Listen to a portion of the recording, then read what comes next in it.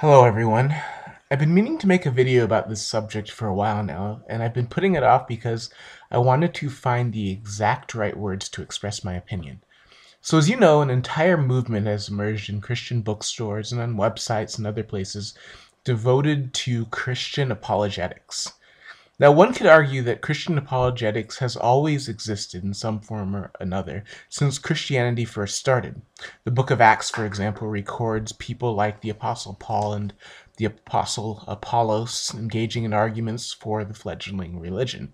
But since Christian organizations have had the ability to suppress dissenters and skeptics with violence and or censorship or both, for most of the last 2,000 years, there hasn't been as much of a pressing need for Christian apologetics.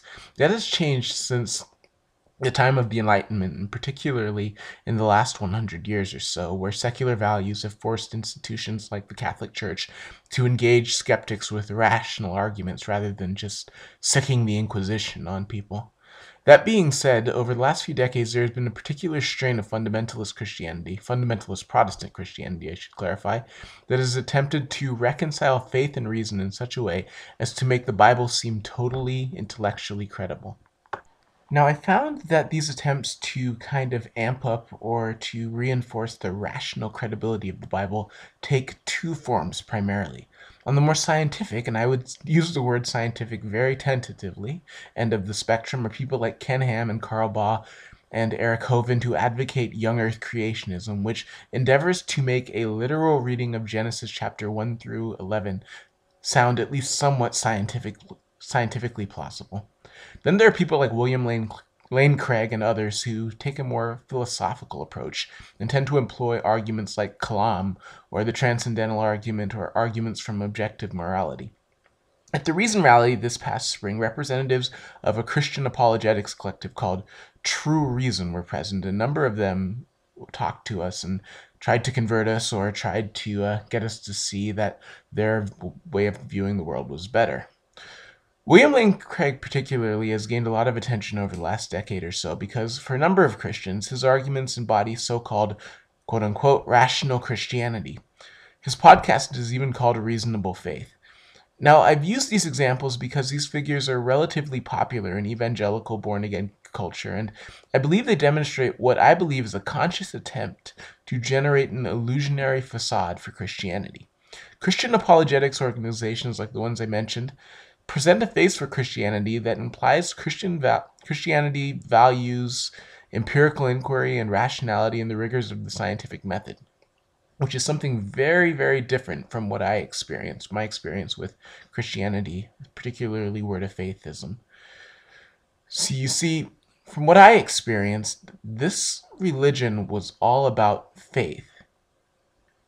This religion was all about holding on to belief even when it didn't make sense. A thorough reading of the Bible, particularly the New Testament, reveals that in fact it is the faith that is held, as Aaron Ra might put it, that is assumed without reason and is defended against all reason.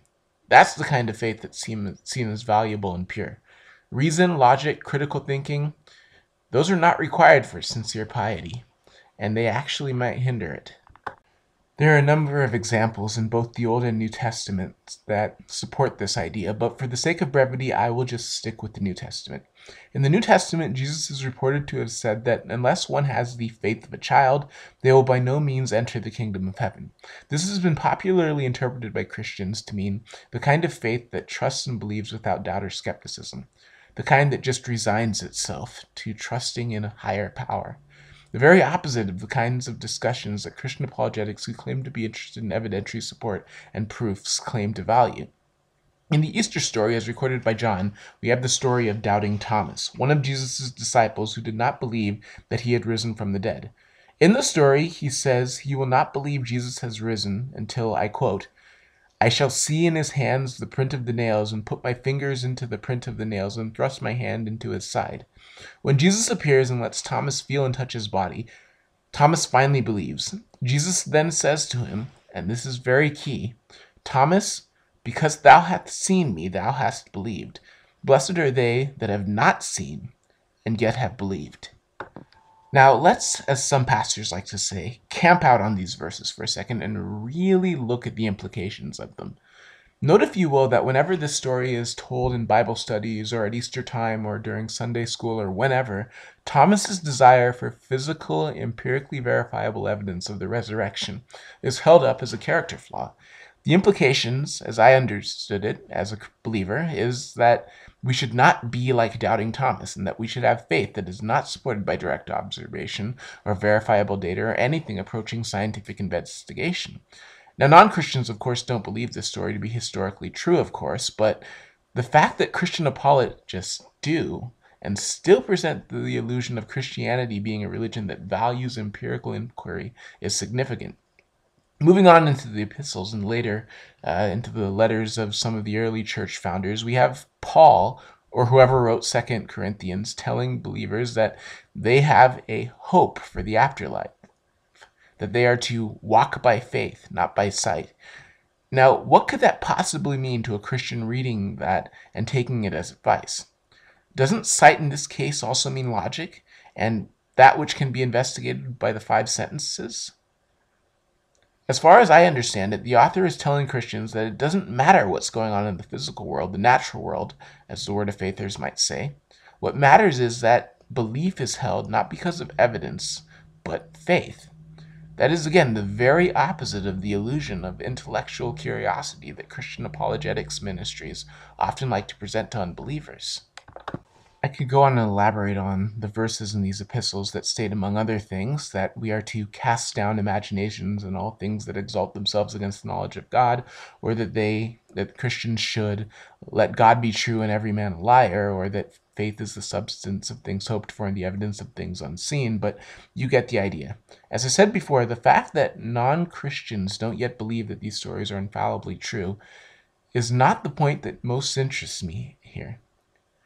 It's the fact that apologists believe that these words are the infallible, perfect words of a deity that makes their attempts to present Christianity as a religion that specifically values rationality and critical thought, in my opinion, fundamentally dishonest. In any case, thanks for listening. As always, answer the questions by questioning the answers. Take care, everyone.